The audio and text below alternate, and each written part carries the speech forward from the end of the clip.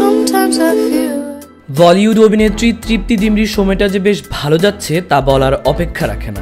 বললে ভুল হবে না, তৃপ্তির বৃহস্পতি এখন তুঙ্গে। কদিন আগেই মুম্বাইয়ে বিলাসবহুল বাড়ি কিনেছেন। এবার গ্রীষ্মের ছুটিতে ইতালি, দক্ষিণ ইতালির পাশিতানোর বেশ কিছু জায়গায় ঘুরতে দেখা গেছে অভিনেত্রীকে। ইনস্টাগ্রাম স্টোরিতে বেশ কয়েকটি ছবির সঙ্গে পোস্ট করেছেন ভিডিও ও রিলস, আর যা রীতিমতো নেট দুনিয়ায় ভাইরাল। তবে কার সঙ্গে ইতালিতে ঘুরছেন তৃপ্তি জানার আগ্রহ দেখা গেছে নেটিজেনদের মাঝে। এক অনুরাগী লিখেছেন, তৃপ্তি কি বয়ফ্রেন্ডের সঙ্গে ছুটি কাটাচ্ছেন? এত সুন্দর করে কে ভিডিও করে দিল সেটাই জানতে ইচ্ছে করছে। তিনি ভাগ্যবান।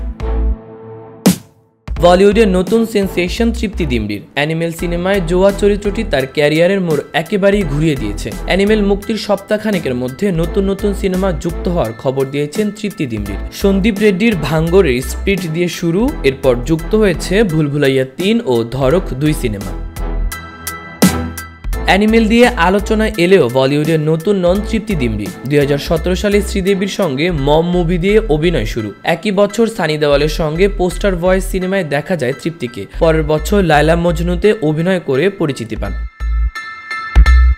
2020 সালে নেটফ্লিক্স বুলবুল ওয়েব সিরিজটি আলোড়ন তোলে। সিরিজে বুলবুল চরিত্রে অভিনয় করে নজর কাড়েন তৃপ্তি। কালা সিনেমাতেও তৃপ্তির অভিনয় সমালোচকদের মুগ্ধ করে। তবে সবকিছুকে ছাপিয়ে যায় অ্যানিমেল তার অভিনীত জোয়া চরিত্রটি।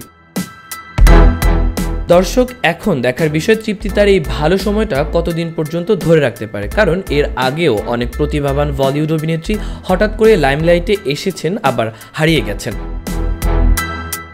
মাহবুবুর রহমান ইমন, খবর সংযোগ।